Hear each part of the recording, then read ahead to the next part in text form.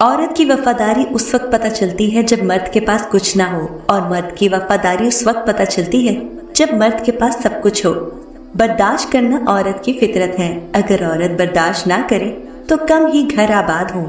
عورت محبت کر لے تو وہ سب سن کر اپنی ذات کی تذلیل کروا کر بھی محبت پہ قائم رہتی ہے۔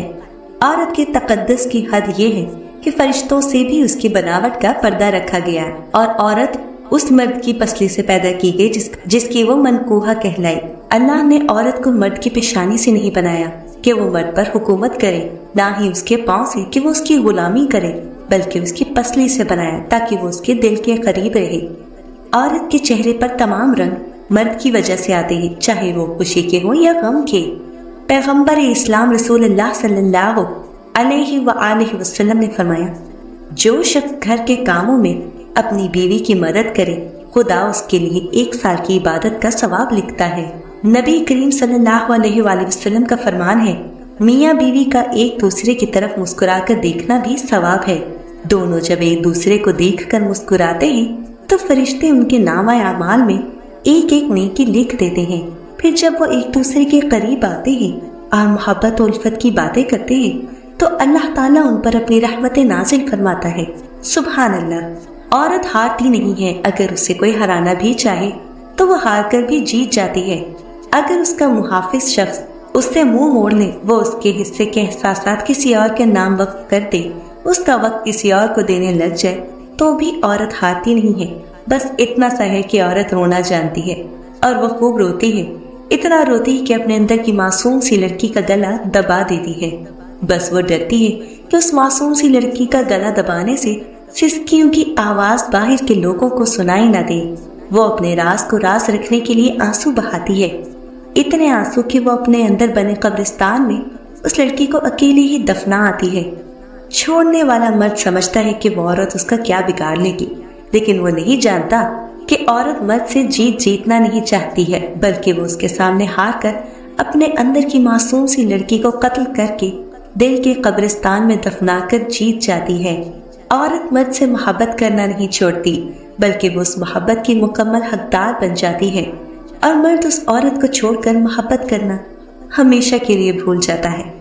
عورت کے بارے میں یہی تعلیم ہے کہ تم اسے خوبصورت کہو، وہ خوبصورت ہوتی چلی جائے گی، اسے اچھا کہو، وہ اچھی ہوتی چلی جائے گی، تم اسے ہمدرد، رحم دل، گھر کا خیال رکھنے والی، ہنس کر قربانی دینے والی کہتے جاؤ، وہ ویسی بنتی جائے گی۔ مگر جب تم اس میں عیب نکالتے ہو، چھوٹی غلطی کو بڑی بناتے ہو، اس کے لباس، کھانے اور روزمرہ کاموں میں عیب نکالتے ہو، تو تم اسے دن بدن عیب دار کرتے چلے جاتے ہو، اس کو ذہنی مریض بنا دیتے ہو۔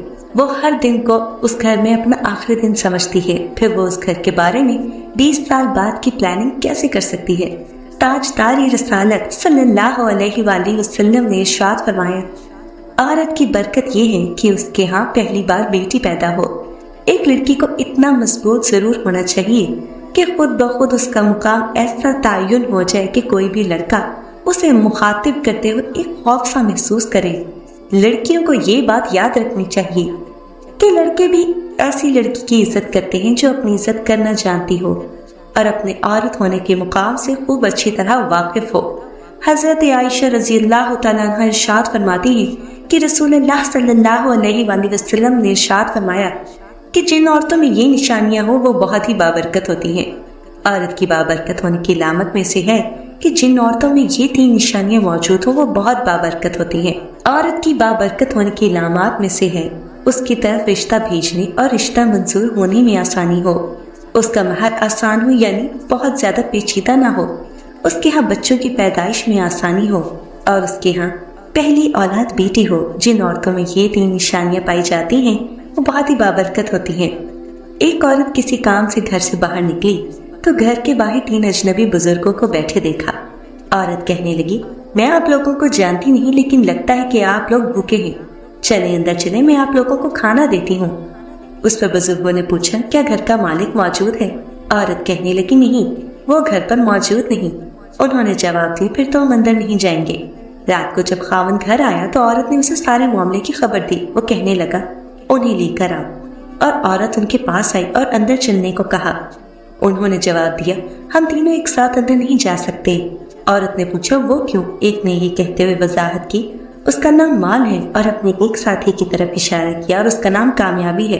اس نے دوسرے ساتھی کی طرف اشارہ کیا اور میرا نام محبت ہے، اور یہ کہتے ہوئے بات مکمل کی کہ جاؤ اپنے خاوند کے پاس جاؤ اور مشورہ کر لو کہ ہم میں سے کون اندر آئے۔ عورت نے آ کر خاوند کو سارا ماجرا سنایا۔ وہ خوشی سے چلا اٹھا اور کہنے لگا اگر یہی معاملہ ہے تو مال کو اندر بلا لیتے ہیں، گھر میں مال و دولت کی ریل پیٹ ہو جائے گی۔ عورت نے خاوند سے اختلاف کرتے ہوئے کہا کیوں نہ کامیابی کو دعوت دے۔